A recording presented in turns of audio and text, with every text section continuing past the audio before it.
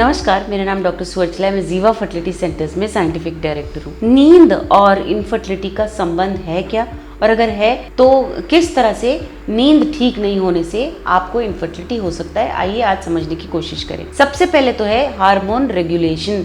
अगर आप ठीक से 6 से 8 घंटे सो पाते हैं तो आपके हार्मोन्स रेगुलराइज्ड होते हैं। ये जो हार्मोन्स होते हैं बहुत आवश्यक होते हैं पुरुषों में स्पर्म प्रोडक्शन के लिए, महिलाओं में अंडों के बढ़ने के लिए और ओव्यूलेट होने के लिए। अगर आप सही समय के लिए सो नहीं पाते और डिस्टर्बेंस के बिना सो नहीं पाते तो आपके हार्मोन्स जैसे कि follicle stimulating hormone, luteinizing hormone, oestrogen, progesterone, testosterone, उनके प्रोडक्शन में प्रॉब्लम आ सकती है, जिसकी वजह से इनफर्टिलिटी हो सकता है। ओव्यूलेशन और मेंस्ट्रुअल रेगुलरिटी भी एक कारण बन सकता है। अगर नींद ठीक से आपकी कंप्लीट नहीं हो रही है या डिस्टर्बेंसेस बहुत है, इर्रेगुलर स्लीप पैटर्न है, तो ये जान लीजिए कि आपके मेंस्ट्रुअल साइकिल्स यानी कि पीरियड्स और जो अंडों का रिलीज होने का फंक्शन है वो भी ठीक से नहीं होता। क्रॉनिक स्लीप डिप्रीवेशन यानी कि ठीक से आप बहुत लंबे समय से ठीक से नहीं सो पा रहे हैं या इर्रेगुलर सो रहे हैं, तो भी इस टाइमिंग की वजह से आपके ओव्यूलेशन के टाइमिंग में असर पड़ सकता है, ड्यूरेशन में असर पड़ सकता है, क्वालिटी में भी असर पड़ सकता है। यही नहीं,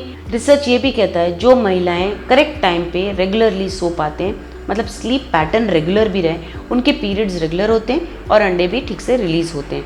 इसीलिए नींद का पूरा होना, डिस्टर्ब्ड ना रहना और ठीक से सो पाना भी बहुत आवश्यक होता है। रिप्रोडक्टिव हार्मोन्स जो होते हैं, जिन्हें हम GnRH के नाम से जानते हैं, FSH, LH, ये पिट्यूटरी से रिलीज होते हैं। और नींद अगर ठीक ना हो तो ovulation, follicle development, menstrual cycle महिलाओं में ठीक नहीं होते हुए देखे गए हैं। ये जो स्लीप पैटर्न है अगर डिस्टर्ब्ड रहा तो जिस मात्रा में ये हार्मोन्स रिलीज होते हैं वो भी कम या ज़्यादा हो सकते हैं, जिसके कारण आपको इनफर्टिलिटी हो सकता है। स्पर्म क्वालिटी और रिप्रोडक्टिव फंक्शन में भी असर देखा है। उन पुरुषों में जिनमें नींद ठीक नहीं हो पाती या पुअर स्लीप क्वालिटी होता है, तो ये देखा गया है कि टेस्टोस्टेरोन लेवल्स ठीक नहीं होते हैं, डिक्रीज स्पर्म प्रोडक्शन होता है यानी कि स्पर्मेटोजेनेसिस ठीक से नहीं हो पाता और स्पर्म का क्वालिटी और मोटिलिटी ठीक नहीं हो पाता। बहुत लगातार समय से अगर आप ठीक से नहीं सो पा रहे हैं तो स्पर्म फंक्शन में भी प्रॉब्लम देखा गया है, स्पर्म की क्वालिटी में भी प्रॉब्लम देखा गया है और स्पर्म का जो फर्टिलाइजेशन पोटेंशियल होता है